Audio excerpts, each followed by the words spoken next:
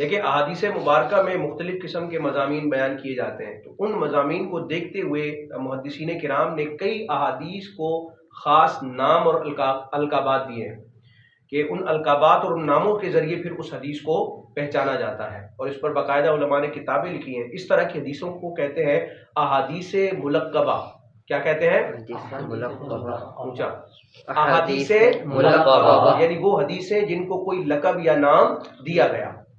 اب وہ یہ نام دینے اور لقب دینے کی حکمت وجہ کیا ہوتی ہے کہ ویسے تو کسی بھی مضمون کے حوالے سے متعدد احادیث ہوتی ہیں اور سینکڑوں احادیث کا ذخیرہ موجود ہے کتابوں کی صورت میں، تو اب کسی خاص حدیث کے بارے میں جب علماء گفتگو کرتے ہیں اپنی تحریر میں تقریر میں، تو صرف اشارہ دینے کے لیے ایک رمز کے طور پر اس کا نام رکھ دیا جاتا ہے، جیسے کہ وہ طویل حدیث پاک جس میں جبریل امین بارگاہ رسالت میں ایک بشری صورت میں حاضر ہوتے ہیں اور سوالات کرتے ہیں، پورا مکالمہ ہوتا ہے، تو اس کو حدیث جبریل کہا جاتا ہے، یعنی وہ حدیث جس میں جبریل علیہ السلام کا حاضر ہونا اور سوالات کرنا وہ پورا تفصیل سے بیان کیا گیا۔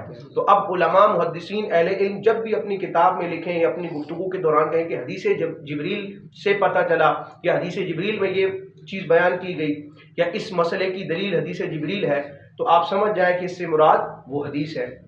اسی طرح وہ حدیث پاک جس میں حضرت جابر رضی اللہ تعالیٰ عنہ نے نبی کریم علیہ السلام سے سوال پوچھا تھا کہ یا رسول اللہ میرے ماں باپ آپ پر قربان ہو، سب سے پہلی اس چیز کے بارے میں مجھے خبر دیجئے جو اللہ تعالیٰ نے پیدا فرمائی، تو پھر نبی کریم علیہ السلام نے اپنے نور کی اولیت کا بیان کیا کہ اللہ تعالیٰ نے سب سے پہلے اے جابر تیرے نبی کے نور کو اپنے نور سے خلق فرمایا۔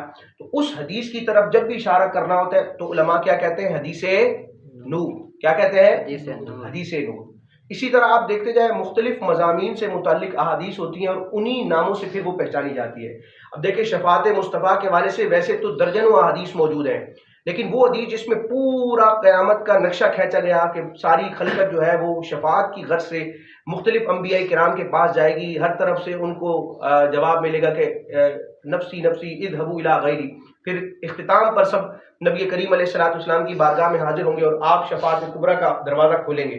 تو وہ تفصیلی حدیث جس میں شفاعت کا بیان ہے اس کو کیا کہتے ہیں؟ حدیث شفاعت۔ کیا کہتے ہیں؟ حدیث شفاعت۔ تو یہ احادیث ملقبہ ہیں۔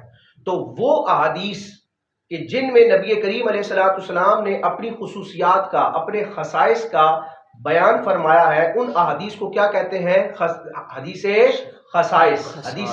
یعنی وہ احادیث خصائص، یعنی وہ حدیثیں جن میں نبی کریم علیہ السلام نے اپنی اسپیشلٹیز کا بیان کیا ہے، یعنی اپنے وہ کمالات، وہ فضائل، وہ معجزات کہ جو اللہ تبارک و تعالیٰ نے صرف پیارے آقا علیہ السلام کو دیے، کوئی دوسرا نبی اور رسول اور فرشتہ بھی ان کمالات میں، ان فضائل اور ان معجزات میں حضور کا شریک نہیں ہے، تو ان کو کہتے ہیں خصائص مصطفیٰ۔ ٹھیک ہے، تو وہ حدیث کہ جس میں نبی کریم علیہ السلام نے اپنے خاصوں کو بیان فرمایا، اپنی خصوصیات کو بیان فرمایا، اس کو کیا کہتے ہیں؟ حدیث خصائص۔